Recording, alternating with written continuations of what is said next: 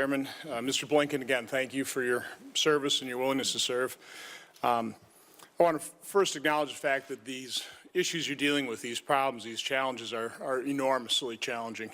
Nothing easy about them whatsoever. I guess what I want to try and find out during my questioning is, have this administration learned from past misjudgments, past mistakes? Are we willing to recognize reality? Talked a little bit earlier about Ukraine. I've heard members of the administration repeatedly talk about how Vladimir Putin is looking for off-ramps. I believe Vladimir Putin is looking for nothing but on-ramps. Can you just kind of give me your evaluation of that? I mean, do you really think that he's looking for a way out of this, a way out of the situation, or is he really looking to continue to be aggressive? Thank you very much, Senator. In my judgment, President Putin has managed to precipitate virtually everything he sought to prevent through this crisis and through the aggressive actions he's taken in Ukraine. Ukraine is now more Western-oriented than it's ever been, and indeed it has more of a national identity than it's had. And in effect, even with the terrible aggression in eastern Ukraine and Crimea, he's lost the bulk of the country. He has precipitated as well, NATO being more energized than it's been, Europe more focused on energy security, and we talked a little earlier about the economic impact. I really want my question answered. Is Vladimir Putin looking for off-ramps? So, to get to your question, because it's a very important one, I agree, Senator. Here's the challenge. This is at least in my judgment. What's happened is this. President Putin has probably lost his ability as a result of their own mismanagement of the economy, and in my judgment, as a result of the pressure we're exerted to deliver effectively for his people economically. And of course, oil prices have played a big part in that. That leaves him with one card, and that's the nationalist card. And when you play that card, I think in the short term, it can be beneficial. You rally people around the flag, your numbers go up, and we've seen that. Here's the problem. If you stop playing the card, people then start to focus on the fact that actually things aren't going so well, and you've led them down the wrong path. So that's why this is the challenge. He does need an off-ramp. Otherwise, he'll keep playing the card. He will keep taking steps that are dangerous and destabilizing and that are going to create even greater conflict. So we thought, and we continue to believe, that the Minsk agreement that Russia signed was an appropriate off-ramp, if that's what you like to call it, for Russia and a way of moving forward to help Ukraine regain its sovereignty. Unfortunately, to date, he's not taking it. He has not taken it. I thought President Poroshenko gave an extraordinary speech before a joint session of Congress. What was your reaction? What was the White House's reaction to President Poroshenko reminding all of us that you can't defeat Soviet aggression with blankets? We saw the president shortly after his speech to Congress, and the president met with him, the vice president, and others. And and we've talked about this a little earlier in today's session.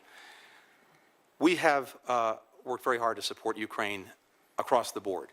We have worked to develop international support for its economy. We produced a package initially of $27 billion with the international financial institutions, the Europeans, and others. We're working now, as you know, to add to that. We covered that ground. What was your reaction? So, did it have any effect whatsoever on this administration's attitude? So you asked at the outset, Senator, do we go back? Do we revisit things? Do we rethink things? And the short answer is yes, we do, almost literally every single day. As I noted earlier, we provided a significant amount of security assistance to date, more than $100 million. And again, it is beyond the blankets and the MREs. It really is things that matter in the field to the Ukrainians, as well as technical advice, assistance, et cetera. That said, as I said earlier, we're continuing to look actively every day at other forms of assistance, including defensive lethal assistance. We got that. Okay, let's shift to ISIS in Iraq. I happen to believe it is a historic blunder, strategic blunder, not leaving a stabilizing force behind in Iraq to be the glue to hold that coalition together. What was your reaction in January of 2013 when you heard President Obama basically imply that ISIS was a JV team? Did that surprise you, the President of the United States would say something like that? So, Senator, I think as I recall, the context of those comments was a distinction between terrorist groups that were focused inwardly and did not have an agenda that planned to attack the United States or internationally, that didn't have an international jihadist agenda, and were focused primarily on their own countries. And that was the distinction that was being made in that context. That's my recollection of it. My recollection is you had a president of the United States trying to minimize the threat of a group like ISIS. Were you aware of the threat that the growing menace that ISIS represented to not only the region but also to the world? Absolutely. And let me, if I can, just tell you a little bit about that. And we can certainly talk about the drawdown and withdrawal from Iraq at the end of 2011. But let me, and I'm happy to come back to that. From the moment that we withdrew our troops from Iraq, we worked literally from January of 2012 to work our way back in to help the Iraqis develop a more effective means to deal with what was then al-Qaeda in Iraq and became ISIL. We said to the Iraqis at the time, you're making a big mistake if you take your foot off the throat of AQI. At that time, they were down. The senior leadership had been decimated. The Iraqis were feeling overconfident. But the fact of the matter is, at that point in their history, they wanted America out of Iraq. Do you agree that was a mistake to not leave a stabilizing force behind Iraq? Do you think that policy has worked? So I believe that we tried to leave a stabilizing force precisely because we thought that having the ability to help the Iraqis develop a more effective counterterrorism means was necessary going forward. From 2012 on, we started to work aggressively to help them build up their capacity to deal with counterterrorism. We worked with them on developing targeting cells, on bringing more intelligence in, on arming them more effectively. 2012 was an exercise in frustration. They didn't see the problem. We pushed it. I worked with David Petraeus, who was CIA director at the time, to do that. The Arab League Summit came around in March of 2012. We said, we'll bring you ISR, intelligence, surveillance, and reconnaissance, to help protect the summit.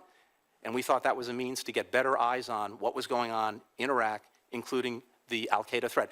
It became public, they wouldn't do it. But let me just quickly tell you what happened after that. 2013 rolled around, and all of a sudden, the Iraqis began to be seized with this problem because they saw ISIL emerging in Syria and spilling over into Iraq. They saw that they had a problem that we had been warning them about for more than a year. For a year, starting in 2013, we led an effort, and I led an effort, to make sure that we were getting to the Iraqis the equipment they needed, the technical advisors and assistants they needed, the targeting cells, the ISR. We started to work with Congress on getting them more.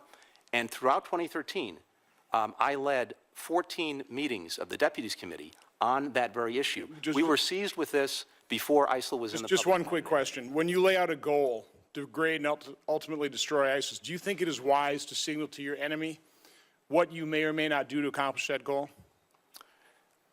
In other words, no combat troops on the ground? Do you think that's wise to signal, whether you intend to do it or not, do you think it's wise to signal that to your enemy? So what we have focused on in designing this campaign to deal with ISIL is a comprehensive effort that works on a military line of effort, but also dealing with the foreign financing, dealing with the fighters, dealing with the ideology. On the military piece, we believe that it is not necessary, and indeed it is not sustainable, to have a repeat of what happened a decade ago, which was to have a large and indefinite American deployment of forces into Iraq or anywhere else to deal with this problem. What we believe is more effective and more sustainable is to strongly support a partner on the ground with air power, with intelligence, with training and equipping, with advisors, and they will then do the fighting to fight for the future of their own countries. I believe that in Iraq, we have the foundation and the makings of being able to do just that. We're working on the same thing in Syria. We believe that's the most effective and sustainable way forward to deal with the fight. Senator Murphy. Thank you very much, Chairman. Thank you very much, Mr. Chairman.